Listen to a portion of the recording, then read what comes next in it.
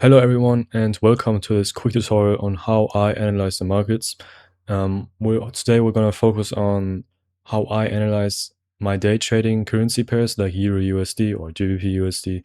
At the right you can see all the pairs I'm trading, and it's going to be very nice because this will be a big series, and after this series you will be very, let's say, informed about how you can actually trade. And I would say let's begin. Let's look at the basic market structure. I will keep it as simple as possible so you can understand. And I will explain you a couple of things. So today we're going to focus on different things. So basically, main topic, market structure, and we're going to talk about trend identification, time frame correlations, possible entries after pullbacks, key levels and possible rejection areas. And I would say we can instantly start with the Euro USD chart. You can see right here that we're at the weekly chart. And you have to know that I analyze 4 different time frames: the weekly chart, the daily chart, 4-hour chart, and 50-minute chart. Many people would ask now, man, if you are a day/swing trader, why do you have to analyze the weekly chart? Well, it's very simple. This is what many people do wrong. Many people just look at the low time frame. For example, they go to the 50-minute time frame and just ignore the higher time frame because they have their daily bias at the 15-minute chart, and that's all. In trading, it's very important to connect different time frames in order to make your setup more safe, and this is what we're going to do. And this is also another aspect we're going to talk about: time frame correlations. So this is the I would say at first we look at the trend identification, keep it as simple as possible. How do we identify a trend? How do we identify a pullback/retracement? And this is very simple. I will explain it very quick. So basically, as you can see right here, we have highs, right? Lows, highs, and lows. And our job is to identify the direction the market heads. And in this case, we are bullish. So we do higher highs and higher lows.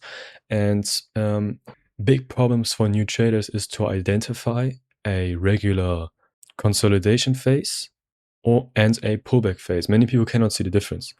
And I will explain you what is actually a pullback/retracement and when can you identify a breakout structure and when not.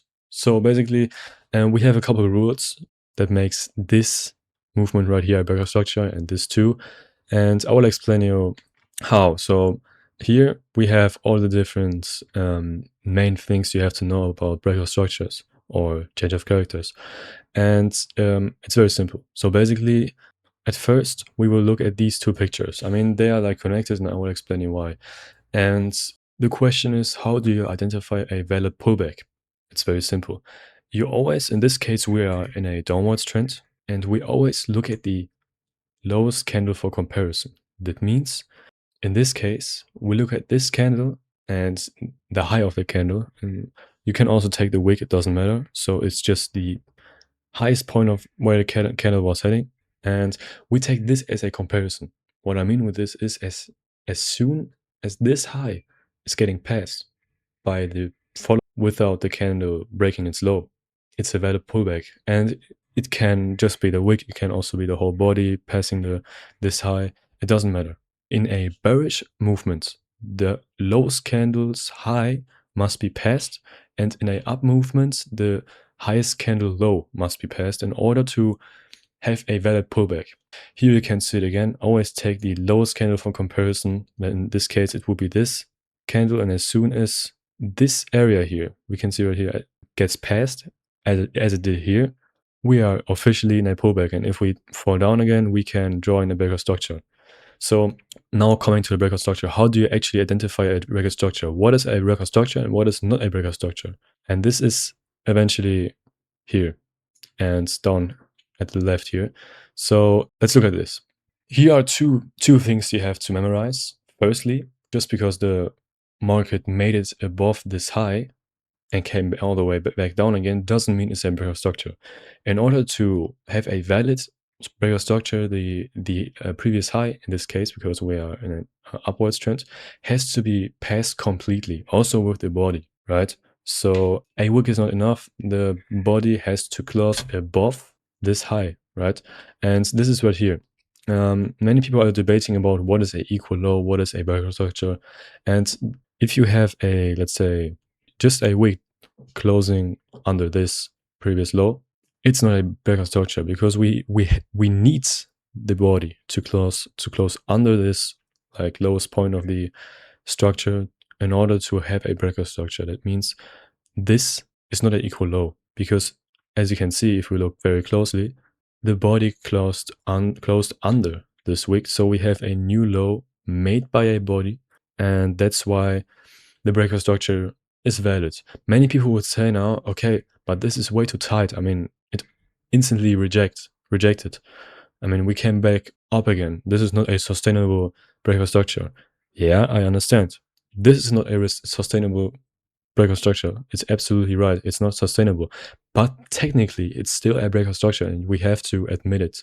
We have to accept the fact that the body was passing the zone. So we have to keep in mind that the breakout structure was very weak and that there is a possibility of the market coming up again or even doing a change of character. But technically, this is a breakout structure. Coming back to the second thing you have to memorize about liquidity grabs is that what you can see right here is just a liquidity grab. As I was saying, just the wick passing the high is not a real breakout structure, it's just a liquidity grab. So the market came to grab liquidity and came all the way back down again. So the question is, many people would say, okay, we didn't pass this high sustainably, so the high must stay here, which is not true because we always look at the highest point, I mean, highest and lowest point of the structure in order to make up a range you're moving in. And in this case, this is not the highest point anymore. This point here is the highest. That means we had a structure shift upwards. So our last high moved from here to here without doing a breakout structure. Very important. So in this case, we would have to wait until the market passes this area to make a breakout structure like it did here instead of this area here. So very important structure shift by liquidity grabs is one of the main, I mean, there are many news liquidating people and structures are shifting very often. So this is very important to like edit the range after liquidity was grabbed. And yeah, the last thing that is mostly doing confusion is when a candle, in this case it's a downwards trend, a candle is passing the high and the low of the previous lowest candle. And many people would say, would ask, is this a breakout structure now? Because we passed the high of the lowest candle. Yeah, we did. But we also passed the low of this previous lowest candle. In order to have a real pullback, there is one rule that has to be, and this rule is that the low of this candle cannot be passed, and it did. So this is technically the and visually the lowest candle, and that's why this doesn't count. This is wrong.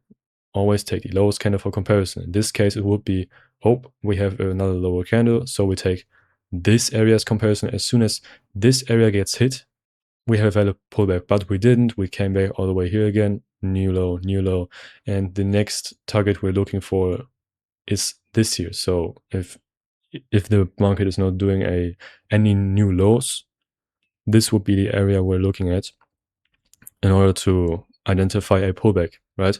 So this is all the things that you have to know about pullbacks and how to identify pullbacks, how to identify breakout structures. It's very important. You have to memorize these because this is like the basic of all of the basics. So these are also very common mistakes that you shouldn't do. So yeah, time frame correlations, very easy.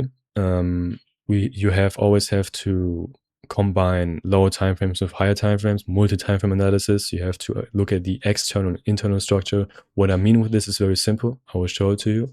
So basically, we have an internal and external structure, right? What I mean with this is, if you look at this in general, we can see that we are going upwards, right? We are at a upwards trend. We are bullish overall, right? So what's very important to see is that overall we are making new highs, right? As you can see right here. But inside of this trend, inside of this main trend, right, we have another trend going on. And this is causing a lot of confusion for many new traders, because they only focus on the internal structure without looking at the external trend, so the overall trend. What I mean with this is, if we mark all of the, let's say, important zones here: break of structure, change of character, break of structure, change of character. So mistakes what people do is, rule number one in external internal trading, if you want to do A plus setups and not just any bullshit setup, is never trade against the external trend. This is something many people, I mean, it's very something very controversial, because many people say, okay, if you cannot trade against the external trend, then you have to wait days or weeks for your setup. But this is the point. I mean, in my opinion, right? So there are also people trading differently with other strategies, but in this case, in the Dow theory, so basically the market structure, you shouldn't be trading against the external trend. You would have to, what many people do is they look at this, they see, all right, without looking at the external structure, right? Just looking at the internal structure, they see a change of character here, another break of structure, and they think, okay, we are bearish. So they go short here, target, I don't know, the previous low or even deeper, without seeing that the actual trend is upwards. And then they get liquidated and they ask themselves, why? What happened? Why did this happen? I mean, I was not trading against the trend. Yes, you were trading against the trend. You just didn't realize. So this is something you have to focus on. Basically, the correlations work like this. I can show to you here and in the chart too. If you want to trade in the daily chart, the weekly chart has to be okay with the direction you're heading to. If you, and the same goes for 4 hour, 50-minute, 5-minute. And what I mean with this is, if we look at this chart, back again, one example is right here. I mean, this is a back test, so don't be surprised. It's just a replay to give you an example. One example is right here at this breakout structure. We look at this. So far, we saw a weekly change of character. The same goes for daily change of character, and we're currently looking at the identification for a pullback. So we look at the highest candle, low didn't break, low didn't break, low didn't break, low broke. So we have a weekly and daily high, because in this case the structure is the same. This can also happen. So we do a last high daily, and it's target the previous lowest part of the structure. What we're doing here is, so on the daily and the weekly basis, we are looking for a long trade, obviously. So we wait until the market retraces here or here, it doesn't matter. It depends on the confirmation. And we look for a opportunity to go into the market again, to go like with the trend. In this case, it would be long, right? But if we look at the 4-hour chart, we can see, wait, let me show it to you. So basically we can see that we are currently in an upwards trend, but if, and this is the big if, where many people are starting to fail, in order to have a real correction, I mean, basically we are already in a correction because the low of the highest candle has been passed. It could technically go up again, but I mean, what is this kind of pullback? This would be like, I don't know, 10% of the up movement. This is not a real retracement. We want the market to go deeper, a bit deeper at least. And that means we expect the market to go down, obviously, right? But in this case, if we, let's say, add one daily candle, this, for example, we can see that the daily structure was not broken yet. We had a liquidity grab here, very obviously, but the market didn't make any new high. And what we're seeing now is that the market really starts to retrace. We almost reached this zone, the 0.362 Fibonacci retracement zone, let's say the highest major zone we can look at. But so you have to keep in mind, in the daily and weekly chart, we are still bullish, right? We just made a small retracement overall. But at the 4-hour chart, it looks absolutely different. I can show it to you. Wait, let me delete this for the 4-hour chart. So basically we can see at the hourly time frame and the 4-hour time frame that we made a bearish change of character here after doing 2 liquidity grabs. I mean, it was very obvious that the change of character is going to come if there's that much downwards momentum. And the thing is that many people who only analyze 50-minute and 4 hours, many people would straight up look for, like, you know, short positions, which can work. I mean, of course it can work, but it's very risky because you never know how long the market is going to, let's say, retrace here, right? It could go until here or here, until the previous high and retest the change of character, but it can also go up again now. And trading against the trend is always a very risky topic. It can work. It can work to manipulate you, right? Yeah, it can work once and you say, all right, this strategy works, and then it will never work again. But in this case, if we like continue, well, we can see that if you would be going short here, I mean, many people would say, oh, we had a reaction at the 0.5. Oh, hold on one second. I mean, we can see that we had a reaction here at the 0.5 zone. And many people would have said, okay, this is enough for me. I will go short. We are bearish at the 4-hour chart. Everything is perfect for the short position. You target the previous low or even deeper, let's say the previous low, with very good expectations, because you say, okay, we had two reactions. We are bearish, and you are surprised why the market comes up again. You are like, what happened? What did I do wrong? I didn't do anything wrong. Yes, you did. You were trading against the external trend. So what you should do in this case is wait until the market. But this is a bad example because the market was retracing very weakly. But usually you should only trade, let's say, the direction the external structure is heading to. So in this case, you would be waiting until there's a bullish change of character again. In this case, it would be right here. And then you can search for long opportunities, like after retracement and confirmation, you can, right? So the basic stuff you should know. And this is like something you have to memorize. You should ignore, I mean, if we're looking at the external structure, you should ignore these movements, right? These movements are just distraction from what is happening for real. Because in this case, you are only searching for long positions if you are externally trading, right? Because, of course, everyone wants to keep their setup safe and, let's say, relatable. And if you only trade internal movements, you are quite gambling, I would say. And this is why I would say at all, in order to open a position, the external and internal trend have to be the same. That counts for those time frames. So if you want to trade 50 minutes, 4-hour time frame has to be the same direction. And possible entries after pullbacks, after confirmation, you can take internal placed SLs while taking external TP targets. What I mean with this is, if we are retracing, in this case, we made a change of character, internal change of character. What you can do is wait for a retracement, as I did here, and after confirmation, you can, let's say, you would use a lower time frame for confirmation. You could enter, I don't know, here and place your stop loss, I mean, the next major Fibonacci zone, and target the previous high or even higher. And this is what I mean. So basically, after confirmation, very important, even when you are trading with the trend, it's important to always go in after confirmation. But the effect of placing internal stop losses and external TPs is that your risk reward is going to be insane. You can get like 7, 8, 9 risk reward with this. So yeah, another important aspect is to identify key levels and possible rejection areas, which is combined to key levels, and it's very simple.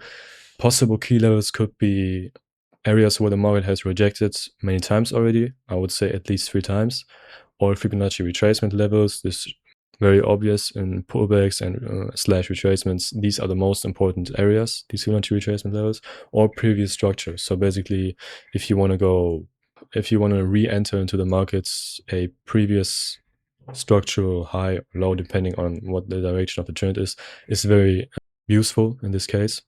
And yeah, so I would say in trend identification, this should be all. I hope it was understandable. I hope I explained everything well enough, and I would say that's it. Thanks for watching, and we'll see us soon again. Bye bye.